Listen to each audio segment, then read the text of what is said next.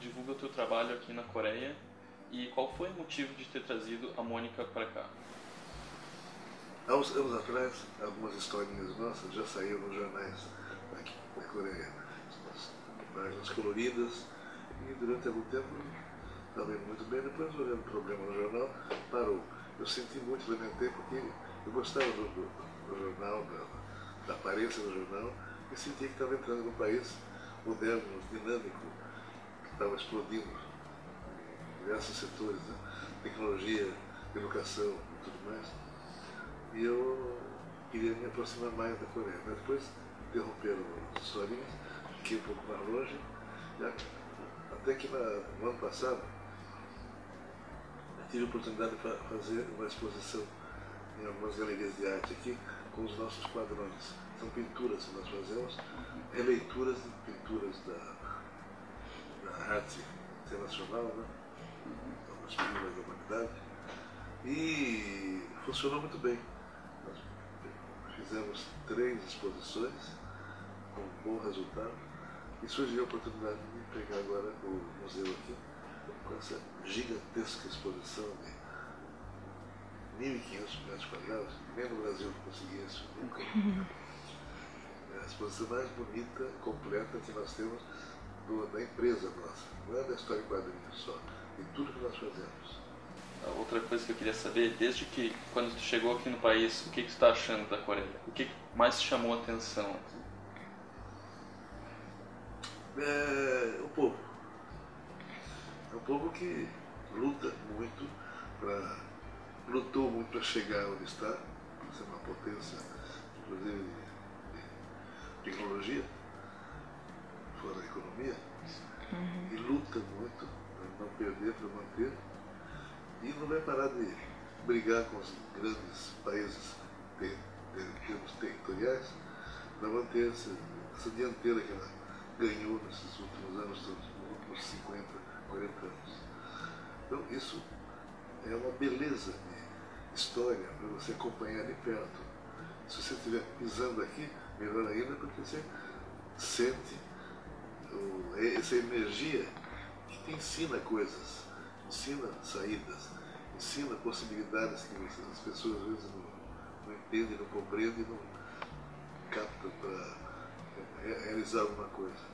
Eu acho que a Coreia tem tudo para ser um exemplo para eu aprender aqui muita coisa e, por que não, usar até umas historinhas nossas.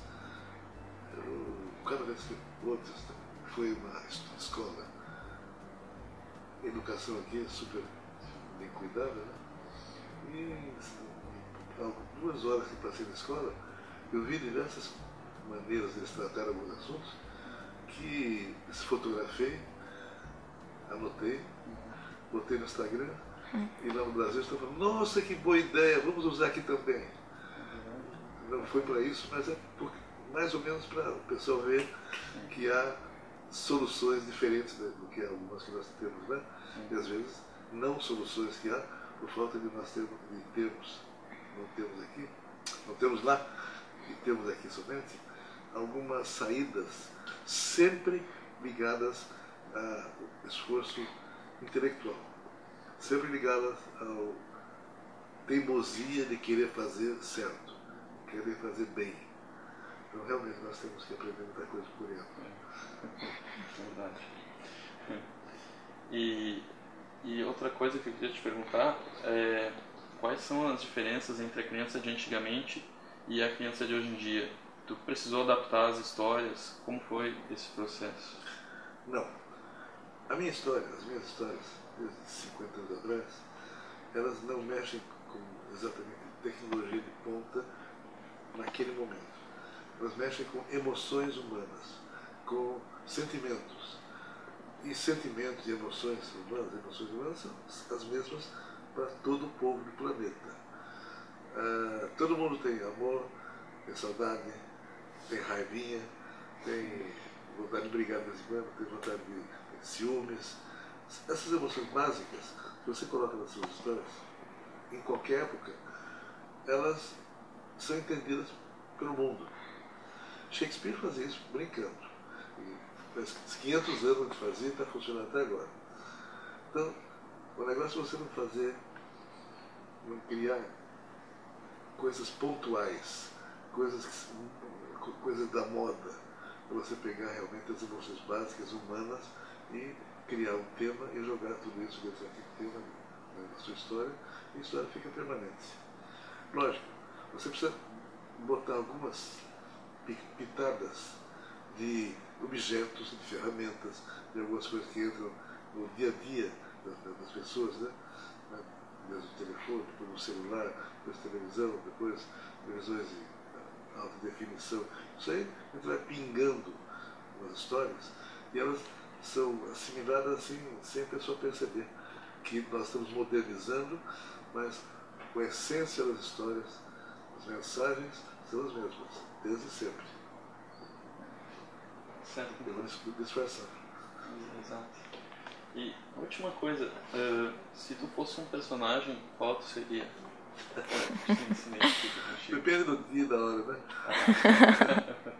A hora que eu quiser passear no parque aí, ou andar tranquilamente pela natureza, eu seria o Bidu, cachorrinho.